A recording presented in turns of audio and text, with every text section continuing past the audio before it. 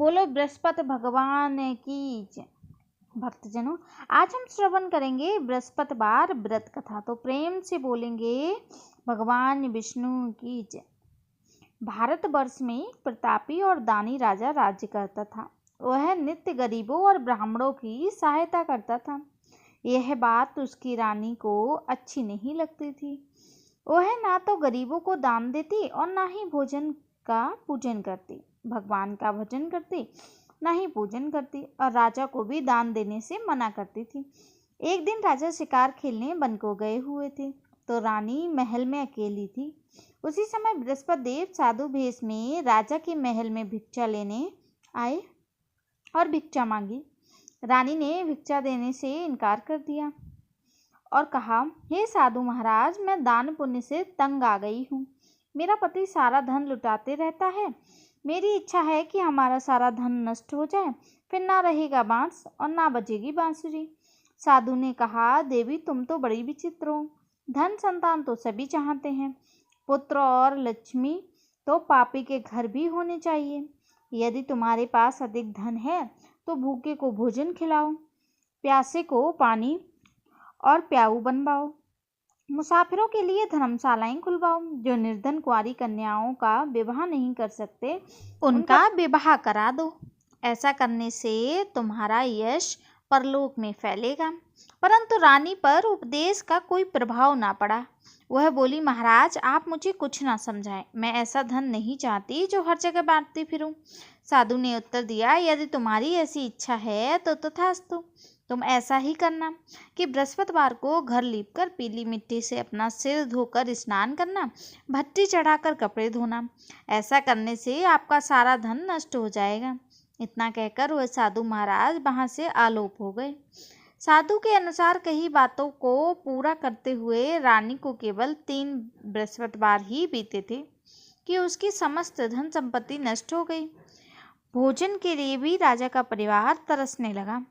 तब एक दिन राजा ने रानी से बोला, हे रानी, तुम यहीं रहो, मैं दूसरे देश को जाता हूँ, क्योंकि यहाँ सभी लोग मुझे जानते हैं, इसलिए मैं कोई छोटा कार्य नहीं कर सकता। ऐसा कहकर राजा प्रदेश चला गया। वहाँ वह जंगल से लकड़ी काट कर लाता और शहर में बेचता। इस तरह के कार्य कर कर अपना जीवन व्यतीत करने लगा। इधर राजा के प्रदेश जाते ही रानी दासी दुखी रहने लगी। एक बार जब रानी और दासी को 7 दिन तक बिना भोजन के रहना पड़ा, तो रानी ने अपनी दासी से कहा, हे दासी, पास ही के नगर में मेरी बहन रहती है। वह बड़ी धनवान है, तो उसके पास जा और कुछ ले आ, ताकि थोड़ी गुजर बसर हो जाए। दासी रानी की बहन के पास गई। उस दिन गुरुवार था और रानी की बहन उस समय बृहस्पतिवार व्रत की कथा सुन रही थी। दासी ने रानी की बहन को अपनी रानी का संदेश दिया, लेकिन रानी की बड़ी बहन ने कोई उत्तर नहीं दिया। जब दासी को रानी की बहन से कोई उत्तर नहीं मिला तो वह बहुत दुखी हुई और उसे क्रोध भी आया। दासी ने वापस आकर रानी को सारी बात बता दी। सुनकर रानी ने अपने भाग्य को कोसा। उधर रानी की बहन ने सोचा कि मेरी बहन की दासी आई थी, परंतु मैं उससे नहीं बोली, इससे वह बहुत दुखी हुई होगी। कथा सुनकर और पूजन समाप्त करके वह अपनी बहन के घर आई और कहने लगी, हे बहन, मैं बृहस्पतिवार का व्रत कर रही थी। तुम्हारी दासी मेरे घर आई थी, परंतु जब तक कथा होती है तब तक ना तो उठते हैं और ना ही बोलते हैं, इसलिए नहीं बोली। कहो दासी क्यों गई थी? रानी बोली, बहन तुमसे क्या छिपाऊं, हमारे घर में खाने तक को अनाज नहीं था। ऐसा कहते कहते रानी की आंखें भर आईं। उसने दासी समेत पिछले 7 दिनों से भूखे रहने की बात कही, अपनी बहन को विस्तार पूर्वक सुना दी। रानी की बहन बोली, देखो बहन, भगवान बृहस्पति देव सबकी मनोकामना पूर्ण करते हैं। देखो, शायद तुम्हारे घर में भी अनाज रखा हो। पहले तो रानी को विश्वास नहीं हुआ, पर बहन के आग्रह करने पर उसने अपनी दासी को अंदर भेजा तो उसे सचमुच अनाज से भरा एक घड़ा मिल गया। यह देखकर दासी को बड़ी हैरानी हुई। दासी रानी से कहने लगी, हे रानी, जब हमको भोजन नहीं मिलता तो हम व्रत ही तो करते हैं, इसलिए क्यों ना इनसे व्रत और कथा की विधि पूछ ली जाए, ताकि हम भी व्रत कर सकें। तब रानी ने अपनी बहन से बृहस्पतिवार व्रत के बारे में पूछा। उसकी बहन ने बताया। बृहस्पति के दिन व्रत रखने पर चने की दाल और मुनक्का से विष्णु भगवान का केले की जड़ में पूजन करें तथा दीपक जलाएं, व्रत कथा सुने और पीला भोजन करें। इससे बृहस्पति देव प्रसन्न होते हैं। व्रत और पूजा विधि बताकर रानी की बहन अपने घर को लौट गई। 7 दिन बाद जब गुरुवार आया तो रानी और दासी ने व्रत रखा। गुड़साल में जाकर चना और गुड़ ले आई। फिर उसने केले की जड़ में तथा विष्णु भगवान का पूजन किया। अब पीला भोजन कहाँ से आए, इस बात को लेकर दोनों बहुत दुखी थे। क्योंकि उन्होंने व्रत रखा था, इसलिए बृहस्पति देव उनसे प्रसन्न थे। इसलिए वे एक साधारण व्यक्ति का रूप धारण कर 2 थालों में सुंदर भोजन दासी को दे गए। भोजन पाकर दासी प्रसन्न हुई और बोली, रानी चलो साथ मिलकर भोजन ग्रहण करें। दोनों ने साथ मिलकर भोजन ग्रहण किया। उसके बाद वे सभी गुरुवार को व्रत और पूजन करने लगी। बृहस्पति भगवान की कृपा से उनके पास फिर से धन संपत्ति आ गई, परंतु रानी फिर से पहले की तरह आलस्य करने लगी। तब दासी बोली, देखो रानी, तुम पहले की तरह आलस करने लगी हो। पहले भी तुम्हें धन रखने में कष्ट होता था और इस कारण सभी धन नष्ट हो गया, और अब भगवान बृहस्पति की कृपा से धन मिला है तो तुम्हें फिर से आलस हो रहा है। रानी को समझाते हुए दासी कहती है कि बड़ी मुसीबतों के बाद हमने यह धन पाया है, इसलिए हमें दान पुण्य करना चाहिए, भूखे मनुष्यों को भोजन कराना चाहिए और धन को शुभ कार्यों में खर्च करना चाहिए, जिससे तुम्हारे कुल का यश बढ़ेगा, स्वर्ग की प्राप्ति होगी और पितृ प्रसन्न होंगे। दासी की बात मानकर रानी अपना धन शुभ कार्यों में खर्च करने लगी, जिससे पूरे नगर में उसका यश फैलने लगा। बृहस्पतिवार व्रत कथा के बाद श्रद्धा के साथ आरती की जानी चाहिए। इसके बाद प्रसाद बांटकर उसे ग्रहण करना चाहिए। एक दिन राजा दुखी होकर जंगल में एक पेड़ के नीचे आसन जमाकर बैठ गया। वह अपनी दशा को याद करके व्याकुल होने लगा। बृहस्पतिवार का दिन था। एकाएक उसने देखा कि निर्जन वन में एक साधु प्रकट हुए। वह साधु भेष में स्वयं बृहस्पति देवता थे। लकड़हारे के सामने आकर बोले, हे लकड़हारे, इस सुनसान जंगल में तू चिंतामग्न क्यों बैठा है? लकड़हारे ने दोनों हाथ जोड़कर प्रणाम किया और उत्तर दिया, महात्मा जी, आप तो सब जानते हैं, मैं क्या कहूँ। यह कहकर रोने लगा और साधु को अपनी आत्मकथा सुनाई। महात्मा जी ने कहा, तुम्हारी स्त्री ने बृहस्पति के दिन बृहस्पति भगवान का निरादर किया है, जिसके कारण रुष्ट होकर उन्होंने तुम्हारी यह दशा की है। अब तुम चिंता ना करो, मेरे कहने पर चलो तो तुम्हारे सब कष्ट दूर हो जाएंगे और भगवान पहले से अधिक संपत्ति देंगे। तुम बृहस्पति के दिन कथा किया करो, 2 पैसे के चने मुनक्का लाकर उसका प्रसाद बनाओ और शुद्ध जल से लोटे में शक्कर मिलाकर अमृत तैयार करो। कथा के पश्चात अपने सारे परिवार और सुनने वाले प्रेमियों में अमृत व प्रसाद बांटकर अपना भी ग्रहण करो। ऐसा करने से भगवान तुम्हारी सभी मनोकामनाएं पूर्ण करेंगे। साधु के ऐसे वचन सुनकर लकड़हारा बोला, हे प्रभु, मुझे लकड़ी बेचकर इतना धन नहीं मिलता जिससे मैं भोजन के उपरांत कुछ बचा सकूं। मैंने रात्रि में अपनी स्त्री को व्याकुल देखा है, मेरे पास कुछ भी नहीं है जिससे मैं उसकी खबर मंगा सकूं। साधु ने कहा, हे लकड़हारे, तुम किसी बात की चिंता मत करो।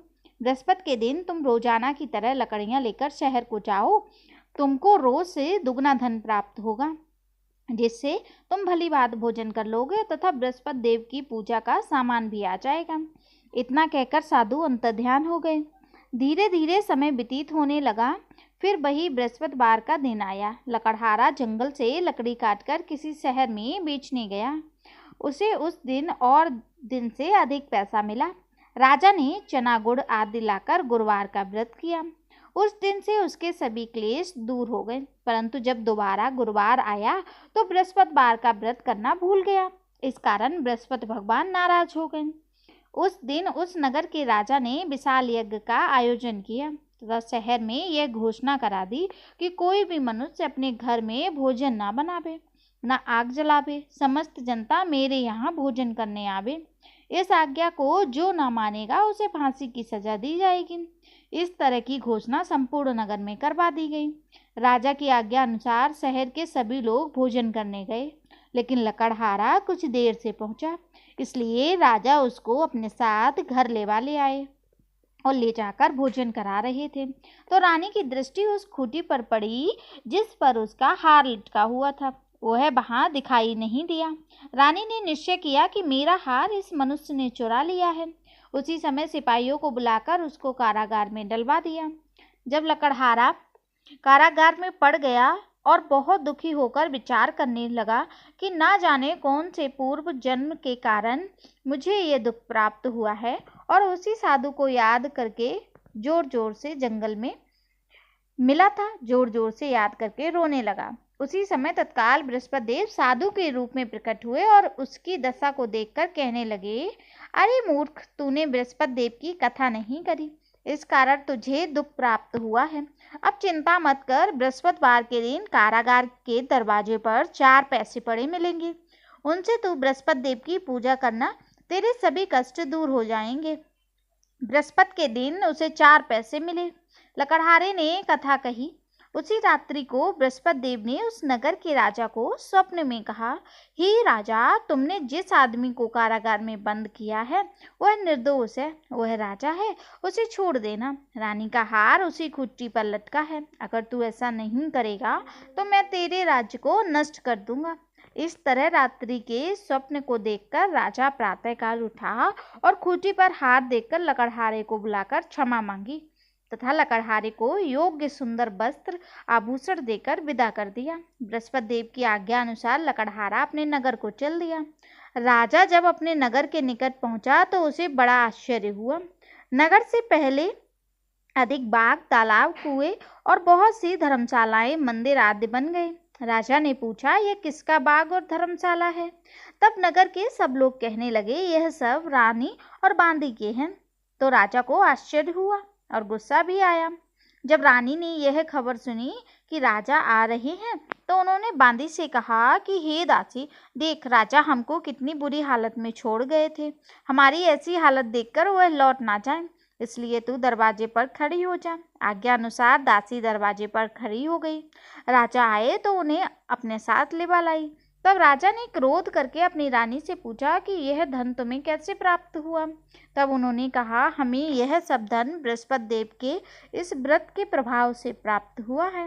राजा ने निश्चय किया कि 7 रोज बाद तो सभी बृहस्पति देव का पूजन करते हैं, परंतु मैं प्रतिदिन 3 बार कहानी तथा रोज व्रत करूंगा। अब हर समय राजा के दुपट्टे में चने की दाल बंधी रहती थी। तब दिन में 3 बार कहानी कहता।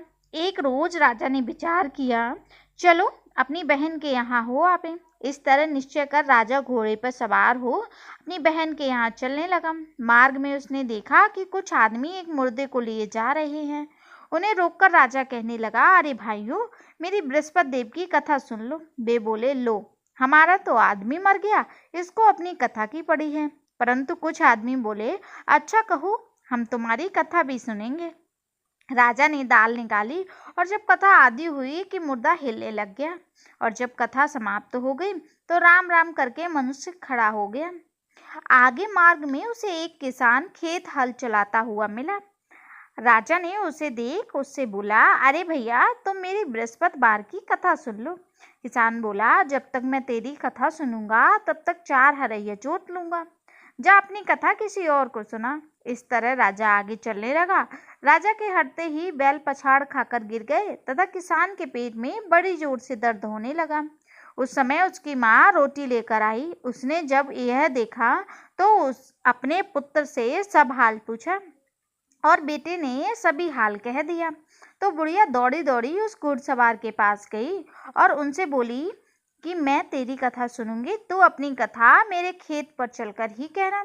राजा ने बुढ़िया के खेत पर जाकर कथा कही, जिसके सुनते ही वह बैल उठ खड़े हुए तथा किसान के पेट का दर्द भी बंद हो गया। राजा अपनी बहन के घर पहुंचा। बहन ने भाई की खूब मेहमानी की। दूसरे रोज प्रातःकाल राजा जगा तो वह देखने लगा कि सब लोग भोजन कर रहे हैं। राजा ने अपनी बहन से कहा, ऐसा कोई मनुष्य है जिसने भोजन नहीं किया हो? मेरी बृहस्पतिवार की कथा सुन ले। बहन बोली, हे भैया, यह देश ऐसा ही है कि पहले यहाँ लोग भोजन करते, बाद में अन्य काम करते। अगर कोई पड़ोस में ऐसा है तो देखाऊं। वह ऐसा कहकर देखने चली गई, परंतु उसे कोई ऐसा व्यक्ति नहीं मिला जिसने भोजन ना किया हो। अतः वह एक कुम्हार के घर गई। जिसका लड़का 3 दिन से बीमार था। उसे मालूम हुआ उनके यहाँ 3 रोज से किसी ने भोजन नहीं किया। रानी ने अपने भाई की कथा सुनने के लिए कुम्हार से कहा तो वह तैयार हो गया।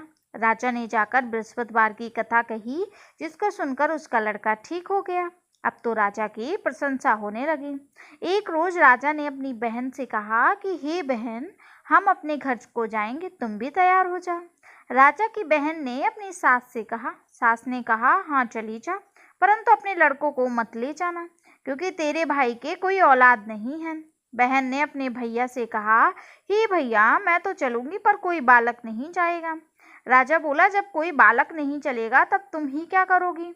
बड़े दुखी मन से राजा अपने नगर को लौट आया। राजा ने अपनी रानी से कहा, हम निर्वंशी हैं, हमारा मुंह देखने का धर्म नहीं है और कुछ भोजन आदि नहीं किया। रानी बोली, हे प्रभु, बृहस्पति देव ने हमें सब कुछ दिया है, वह हमें औलाद अवश्य देंगे। उसी रात को बृहस्पति देव ने राजा से स्वप्न में कहा, हे राजा उठ, सभी सोच त्याग, तेरी रानी गर्भ से है। राजा की यह बात सुनकर बड़ी खुशी हुई। 9वें महीने में उसके गर्भ से एक सुंदर पुत्र पैदा हुआ। तब राजा बोला, हे रानी, स्त्री बिना भोजन के रह सकती है पर बिना कहे नहीं। जब मेरी बहन आवे तो तुम उनसे कुछ मत कहना। रानी ने सुनकर हाँ कर दिया। जब राजा की बहन ने यह शुभ समाचार सुना तो वह बहुत खुश हुई तथा बधाई लेकर अपने भाई के यहाँ आई। तभी रानी ने कहा, घोड़ा चढ़कर तो नहीं आई, गधा चढ़ी आई। राजा की बहन बोली, भाभी, मैं इस प्रकार न कहती तो तुम्हें औलाद कैसी मिलती। बृहस्पति देव ऐसे ही हैं, जैसे जिसके मन में कामनाएं हैं सभी को पूर्ण करते हैं। जो सद्भावना पूर्वक बृहस्पतिवार का व्रत करता है एवं कथा पढ़ता है अथवा सुनता है, दूसरों को सुनाता है, बृहस्पति देव उसकी सभी मनोकामना पूर्ण करते हैं। भगवान बृहस्पति देव उसकी सदैव रक्षा करते हैं। संसार में जो मनुष्य सद्भावना से भगवान जी का पूजन व्रत सच्चे हृदय से करते हैं तो उसकी सभी मनोकामनाएं पूर्ण होती हैं। जैसे सच्ची भावना से रानी और राजा ने उनकी कथा का गुणगान किया तो उनकी सभी इच्छाएं बृहस्पति देव ने पूर्ण की। इसलिए पूर्ण कथा सुनने के बाद प्रसाद लेकर जाना चाहिए। हृदय से उनका मनन करते हुए जयकारा लगाना चाहिए। बोलो बृहस्पति देव भगवान की जय। बोलो विष्णु भगवान की जय।